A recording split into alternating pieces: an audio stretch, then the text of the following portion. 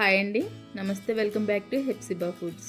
ఈరోజు వీడియోలో చిట్టి చిట్టి చెక్కలు, వీటిని ఎన్ని తిన్నా ఇంకా ఇంకా తినాలనిపించేలా క్రిస్పీగా టేస్టీగా ఉన్నాయి.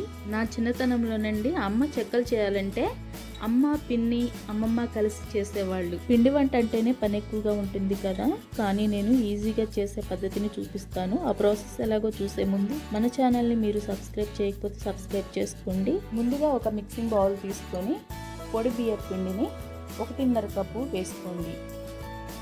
ఈ పిండి మొత్తం 300 గ్రామ్స్ వరకు ఉంటుంది.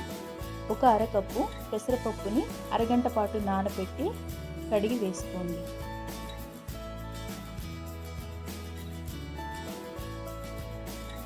ఇప్పుడు నువ్వులు 2 స్పూన్లు వేసుకోండి. జీలకర్ర 1 స్పూన్ వేసుకోండి. జీలకర్ర వేసిన తర్వాత ఫ్రెష్గా తీసిన వెన్నని 2 స్పూన్లు వేసుకోండి. వెన్న లేని వారు డాల్డానైనా వేసుకోండి. ఇప్పుడు 1 స్పూన్ కారం వేసి 1 స్పూను ఉప్పు వేసుకోండి. నేను ఉప్పు కొంచెం తక్కువగానే వేస్తున్నాను. ఇప్పుడు ఇవన్నీ కలిసేలాగా బాగా కలుపుకోవాలి. వేడి నీళ్ళతో పిండిని కలుపుకోవాలి. ఇప్పుడు కొంచెం కొంచెంగా వేడి నీళ్ళని పోసుకోవాలి. పిండిని చపాతీ పిండిలాగా కలుపుకోవాలి. నీళ్లు వేడిగా ఉన్నాయి కాబట్టి చేయి పెట్టకుండా ఇలా స్పూన్తోనే మిక్స్ చేసుకోండి.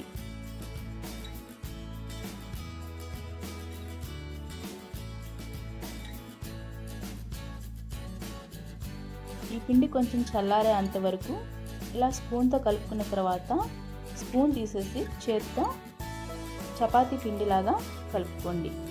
కలిపిన పిండిని చిన్న చిన్న బాల్స్గా చేసుకోవాలి. ఇక్కడ చూపిస్తున్న విధంగా ఇలా రౌండ్గా బాల్స్గా చేసుకోవాలి. ఇలా పిండి అంతా బాల్స్గా చేసుకొని ఇప్పుడు ఒక ప్లాస్టిక్ కవర్ని తీసుకోవాలి. కవర్ పైన ఆయిల్ని అప్లై చేసుకోవాలి.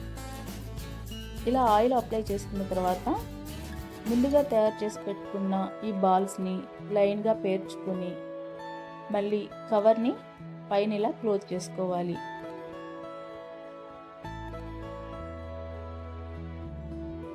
ఇప్పుడు ఒక చిన్న గిన్నెని తీసుకోండి. అడుగు ఫ్లాట్గా ఉండాలి. ఈ గిన్నెతో ఒక్కొక్క బాల్ మీద ఇలా ఒత్తుకోవాలి. ఇక్కడ చూపిస్తున్నట్టు మొత్తం ఇలా ప్రెస్ చేసుకుని ఉంచుకోవాలి. ఇప్పుడు స్టవ్ వెలిగించుకుని స్టవ్ పై డీప్ ఫ్రైకి సరిపడినంత ఆయిల్ పెట్టుకుని ఆయిల్ హీట్ అయిన తర్వాత ఒక్కొక్కటిగా మొత్తం ఇలా వేసుకోవాలి. ఇప్పుడు వీటిని నిదానంగా గరిటెతో కలుపుకోవాలి. ఇలా కలుపుతూ గోల్డెన్ బ్రౌన్ కలర్ వచ్చేంత వరకు వీటిని ఫ్రై చేసుకోవాలి.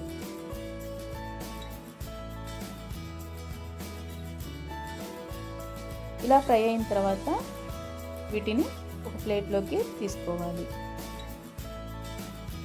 అదే ఆయిల్లో కరివేపాకుని వేసుకొని ఫ్రై చేసుకోవాలి.